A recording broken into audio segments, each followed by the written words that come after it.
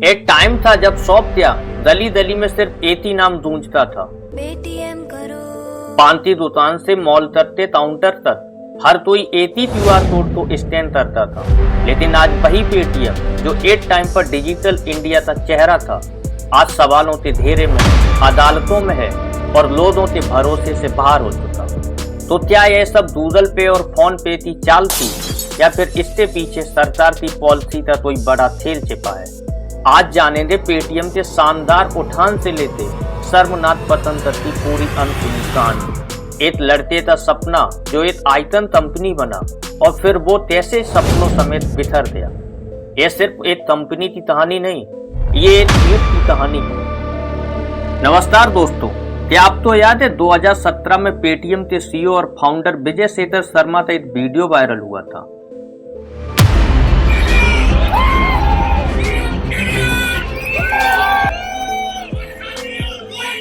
लेकिन आज 7 साल बाद हालात बिल्कुल बदल चुके हैं। पिछले कुछ दिनों में इस कंपनी की हालत बेहद खराब हो गई। पेटीएम की शुरुआत 2010 में एक मोबाइल रिचार्जिंग ऐप के तौर पर हुई थी। एक ऐसा ऐप जिससे आप मोबाइल रिचार्ज, लैंडलाइन बिल आज भर सकते थे। धीरे धीरे इस ऐप में नए फीचर जुड़ते गए। जनवरी 2014 में पेटीएम वॉलेट लॉन्च हुआ, जिससे ऑनलाइन पेमेंट संभव हो गए। 2015 तक मेट्रो, बिजली, गैस और पानी बिल भी पेटीएम से भरे जा सकते थे। साल 2015 पेटीएम तो एक गेम चेंजिंग इन्वेस्टमेंट मिलती अलीबाबा ग्रुप से। वो पेटीएम में 4,500 करोड़ इन्वेस्ट करते। अब यह पैसे वो यूजर्स और मर्चेंट को अनबोर्ड करने में लगाने वाले थे। विजय जानते थे कि इंडियंस को डिस्काउंट और कैशबैक से कितना प्यार है, इसीलिए वो भारी डिस्काउंट और कैशबैक देने लगे। यही कैशबैक देते कस्टमर को अपनी तरफ केंद्रित किया गया और फिर यहीं से लोगों को पेटीएम इस्तेमाल करने की आदत लगनी शुरू हो गई। यह कैशबैक स्ट्रेटजी ने कमाल के रिजल्ट दिए। सिर्फ 31 साल में millions of user Paytm use करने लगे। अब कन्वेंस करना था दुकानदारों को, बिजनेस ओनर्स को। लेकिन बहुत से ओनर्स बोलते थे क्यूआर कोड से पैसे लेने का क्या फायदा, बैंक का चक्कर कौन लगाएगा। फिर विजय ने यह प्रॉब्लम सॉल्व करने के लिए जीरो कॉस्ट क्यूआर कोड का सेटअप बिल्कुल फ्री किया और फिर पान वाले से लेकर मॉल, शोरूम हर जगह इंस्टॉल होने लगे।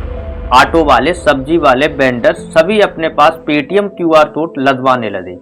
पेटीएम का सबसे बड़ा एडवांटेज था फास्टर मूवर एडवांटेज, क्योंकि फोन पे और गूगल पे इस टाइम पर डेवलप होना बस शुरू ही हुए थे। पेटीएम पूरे इंडिया का डिजिटल पेमेंट रेवोल्यूशन लीड कर रहा था। इंडिया धीरे धीरे डिजिटल जा रहा था। फिर आता है कहानी में असली मोड़, जिसने पेटीएम की किस्मत रातों रात पलट दी। 8 नवंबर 2016 रात के 8 बजे एक अनाउंसमेंट होता है। 500 और 1000 के note 500 rupee and 1000 rupee currency notes will no longer be legal tender from midnight. अगले ही दिन 9 नवंबर की सुबह देश भर में अखबारों में पेटीएम का पहले ही पेज पर ऐड छपा था। पेटीएम प्रधानमंत्री जी से इस ऐतिहासिक कदम का स्वागत करता है। यहीं से शुरू हुआ पेटीएम का पहला विवाद। पूरे देश में कैश की कमी हो गई, एटीएम खाली, बैंकों में लंबी लाइन और लोगों में टेंशन आने लगे। इंडिया जो कैश इकोनॉमी पे चलता था, सिर्फ एक रात में कैशलेस होने पे मजबूर हो गया और दूसरी ओर पेटीएम को जबरदस्त फायदा हुआ। नोटबंदी से पहले पेटीएम 120 मिलियन से सीधा 200 मिलियन यूजर्स हो गए और ट्रांजेक्शन वैल्यू 435% बढ़ गए। पेटीएम अपनी पॉपुलैरिटी के पीक पे था और साल 2017 में ऑफिशियली विजय एक इन्वेस्टर बिलियनियर भी बन जाते। पेटीएम आगे जाके अपना एक खुद का बैंक खोलता, जो इंडिया का पहला मोबाइल फास्टर बैंक होता। पेटीएम शॉपिंग में, पेटीएम मोबाइल बैंकिंग में और पेटीएम मूवी एंड ट्रेवल्स भी लॉन्च करता।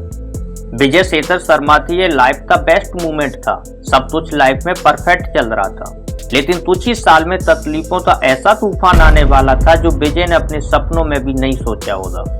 जिस साल पेटीएम अपनी ऊंचाइयों पे था, उसी साल बर्बादी का कारण बनने वाली टेक्नोलॉजी लॉन्च हुई। उस टेक्नोलॉजी का नाम था यूपीआई। यूपीआई आने वाले टाइम में पेटीएम के और बिजनेस को खत्म करने वाला था, क्योंकि अब तक पेटीएम से ट्रांजेक्शन करने के लिए लोगों को सबसे पहले पेटीएम वॉलेट में पैसे डालने पड़ते थे, फिर ट्रांजेक्शन करने को मिलता था। लेकिन यूपीआई की खास बात यही थी, वो फ्री में बैक टू बैक ट्रांसफर करवा पाता था। बिना किसी वॉलेट थे। और यही सबसे बड़ी डरावनी बात थी पेटीएम के लिए, क्योंकि पेटीएम का सारा बिजनेस वॉलेट के अराउंड चलता था। लेकिन अभी पेटीएम अपनी ऊंचाइयों पे था। उसने सोचा कि ये यूपीआई तो अभी अभी लॉन्च हुआ और फिर हमारे पास करोड़ों लॉयल यूजर्स हैं जिनको पेटीएम की आदत लग चुकी और यह यूपीआई कुछ ही सालों में खत्म हो जाएगा। खैर यह बात सही हो सकती थी अगर यह दो खिलाड़ी मार्केट में नहीं आते तो। नाम है फोन पे और गूगल पे। फोन पे और गूगल पे इन दोनों ऐप्स के पीछे बड़ी बड़ी कंपनियों के हाथ थे जिनके पास पैसों का भंडार था।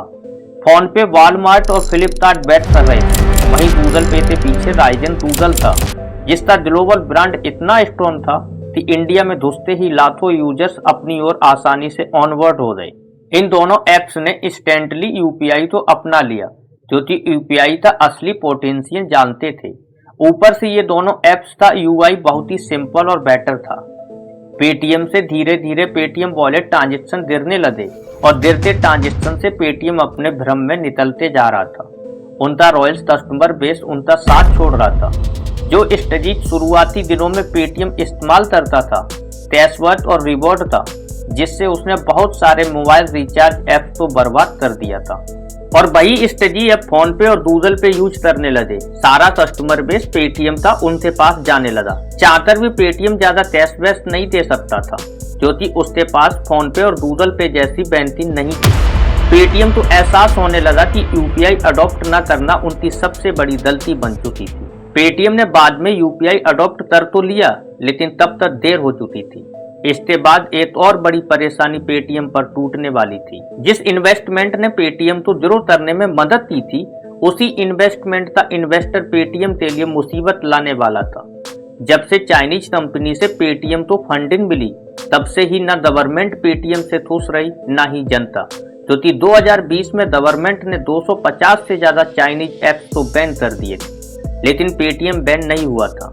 जबकि पेटीएम का मेजर स्टेक होल्डर चाइनीज था, मगर उन्हें जनता से बहुत ट्रोल किया गया।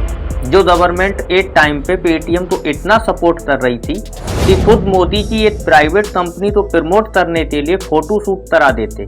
आज वही गवर्नमेंट पेटीएम का जीना मुश्किल कर देती। इंडियन गवर्नमेंट आत्मनिर्भर भारत कैंपेन लॉन्च करती, जिसमें सारे चाइनीज बैड ऐप्स को छोड़कर इंडियन ऐप्स को प्रमोट किया जाता। चाइना से पैसा लेना कंपनी के लिए सबसे बड़ी गलती बन गई। इसीलिए 2021 में पेटीएम आईपीओ लाता है, जो इंडिया का सबसे बड़ा आईपीओ होने वाला था। पूरा 1300 करोड़ का मार्केट में हाइप बनाने की पूरी कोशिश की गई। पेटीएम की पुरानी सक्सेस तो जोरों शोरों से उछाला गया, ताकि कैसे भी करके ये आईपीओ सक्सेसफुल बन जाए। अगर ये हो गया तो पेटीएम की सारी परेशानियां खत्म हो जाती। और फिर जैसे ही पेटीएम स्टॉक एक्सचेंज में लिस्ट हुआ, वह पूरी तरीके से क्रैश हो गया।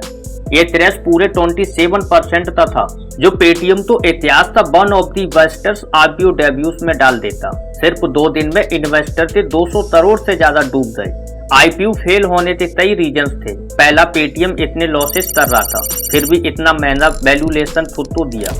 दूसरा, फोन पे और गूगल पे का बढ़ता मार्केट शेयर। तीसरा, पेटीएम का गिरता मार्केट शेयर। खराब आईपीओ से इन्वेस्टर के बीच पेटीएम की इमेज खराब हो चुकी थी और थोड़ी बहुत जो बची थी वो आरबीआई ने खराब कर दी। 31 जनवरी 2024 आरबीआई ने पेटीएम पेमेंट बैंक पे सख्त प्रतिबंध लगाए। आरबीआई ने कहा पेटीएम बार बार नियमों का उल्लंघन कर रहा। 29 फरवरी के बाद कोई भी नया डिपॉजिट, नया ग्राहक या टॉपअप नहीं दिया जा सकता। 15 मार्च तक सारे नोडल अकाउंट बंद करने का आदेश दे दिया गया। 31 जनवरी के बाद लोगों ने पैसा निकालना शुरू कर दिया, शेयर और भी गिर गया। इस चार्ट को देखिए, 2021 में 1600 करोड़ का लॉस, 2022 में 1500 करोड़ का लॉस, 2023 में 170 करोड़ का लॉस, 2024 में 300 से 500 करोड़ का लॉस। पेटीएम का डिक्लाइन सिर्फ एक गलत डिसीजन की वजह से नहीं हुआ, उनका डिक्लाइन बहुत सारे गलत डिसीजन और एक्सटर्नल प्रॉब्लम से हुआ। तो क्या पेटीएम की बर्बादी विजय शेखर शर्मा की गलती थी या फोन पे और गूगल पे का आना? पेटीएम की ये कहानी में सिताती है, टेक्नोलॉजी में फास्टर होना सब कुछ नहीं होता। सिस्टम तो समझना और उसे साथ लेकर चलना और समय के साथ बदलना भी उतना ही जरूरी होता है। विजय शेखर शर्मा एक फाइटर हैं, लेकिन क्या वो इस बार भी उस फाइट को जीत पाएंगे या फिर पेटीएम की कहानी अब एक केस स्टडी बनकर रह जाएगी?